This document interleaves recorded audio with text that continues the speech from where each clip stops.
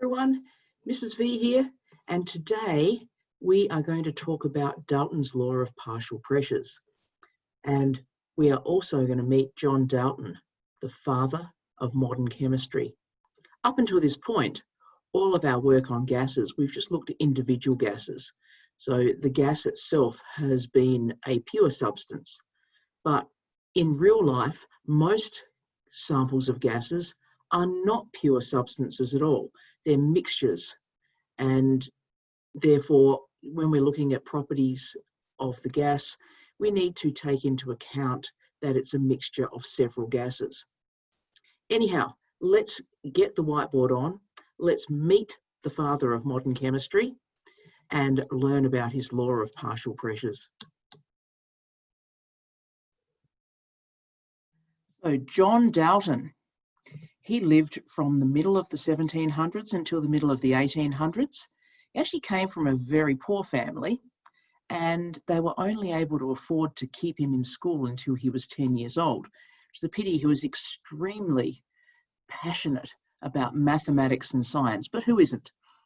So when he, despite not being able to be educated past the age of 10, by the age 15, he and his brother were actually running a Quaker school. So his family were Quakers. He was a dissenter. So dissenters were groups, various Protestant groups that broke away from the main Church of England.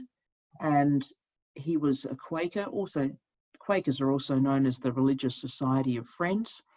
Now, the interesting thing about him being a Quaker is he was actually so passionate about learning. He wanted to go to university to study medicine or law, but unfortunately dissenters were not accepted into university at the time.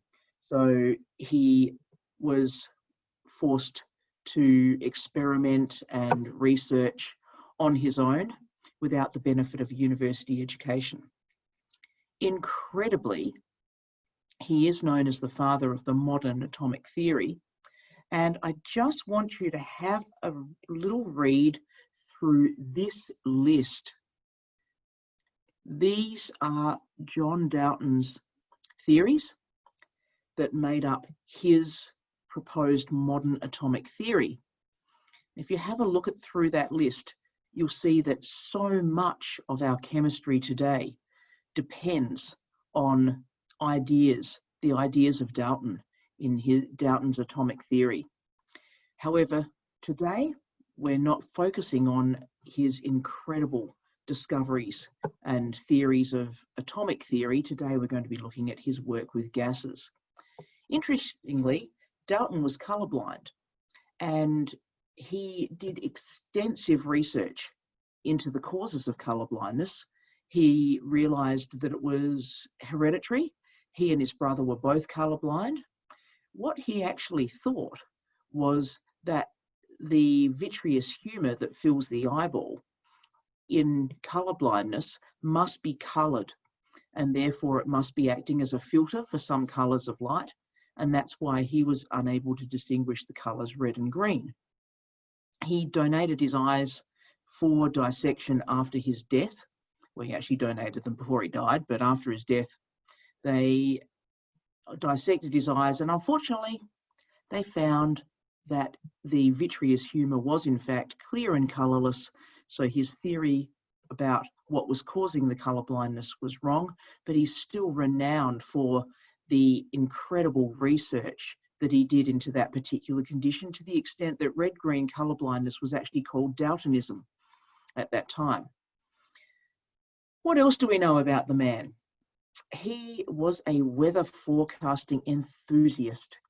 He loved making records of weather observations. He kept a weather diary for 57 years. In fact, the very last entry that he made in his weather diary was only a few hours before he died. He has over 200,000 individual weather observations in that diary. So this was a man that was heavily into weather. And his observations of atmospheric pressure actually formed the basis for some of his research on gases. In fact, Dalton publicly stated the relationship between the pressure and a temperature of a gas sample before this was actually published by Guy Lassac. So Dalton didn't publish it, Guy Lassac did, but Dalton had actually made a public statement of that law before Guy Lassac published. So maybe should have been called Dalton's law. But he has so many other laws, he doesn't need another one. He lived a really, really simple life. In fact, he refused to receive any glory for his amazing scientific discoveries, despite the fact that he was not accepted into university once he became really famous for all of his discoveries. Universities seemed to want to give him honorary doctorates. He refused. The Royal Society offered him membership. He refused. He was not really fond of the public eye at all. So he kept things simple. And he actually had a statue, a life-size statue, made of him in his lifetime. So here's the statue of John Dalton. You can find that outside Manchester Town Hall. And very few scientists get a statue in their lifetime. So he got a statue in his lifetime.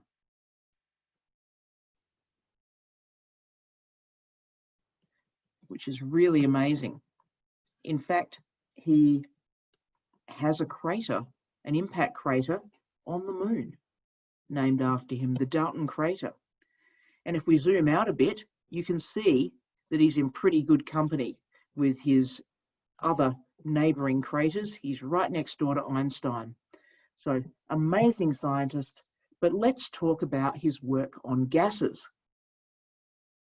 So he was focused on mixtures of gases.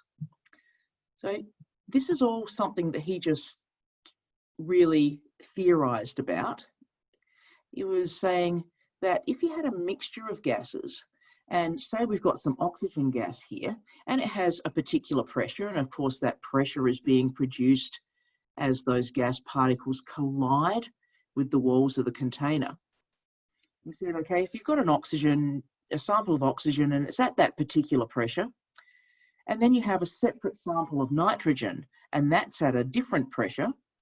So of course here we have the pressure of nitrogen is 593 millimeters of mercury, and that pressure is being caused by those gas particles colliding with the walls of the container. He basically said is if you had both those gases in the same container, they would each create their individual pressure, and the total pressure would be found out by adding the two individual pressures. So we would have our pressure of oxygen here, so our pressure of oxygen and our pressure of nitrogen adding together to get the total pressure. And we can see here that if we have 159 millimeters of mercury plus 593 millimeters of mercury, if you add those up, you would end up with 752 millimeters of mercury as the total pressure. And this is known as Dalton's law of partial pressures. It says if you know the pressure of each gas by itself, when you put them together in the container to get the total pressure, you're going to just need to add those two individual pressures. Of course, this came from his observations of the atmosphere, and he knew that the atmosphere was made of several gases. So we have oxygen, nitrogen, argon, water vapor, carbon dioxide, minute quantities of other gases. And if you look at their individual pressures, and the way we look at their individual pressures is we actually calculate what's called their mole fraction. So the percentage of the gas in the air is, because we're looking at the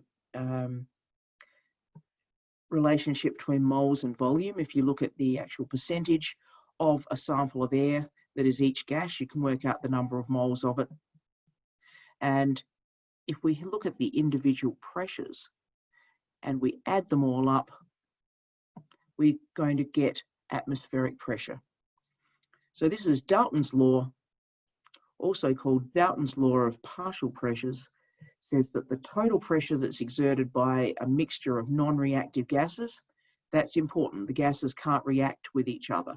They have to behave like ideal gases, all behaving independently of one another. But the total pressure exerted by the mixture is the sum of the pressures of the individual gases. So mathematically, we say P total is equal to the sum of all those pressures, or really simply, pressure of a mixture of gases is made up of the individual pressures put together. So that is Dalton's law of partial pressures. In our next video, we're going to go through some of the calculations that we normally require with Dalton's law of partial pressures. And I know you are looking forward to that one as much as I am. So I'm going to see you in the next video.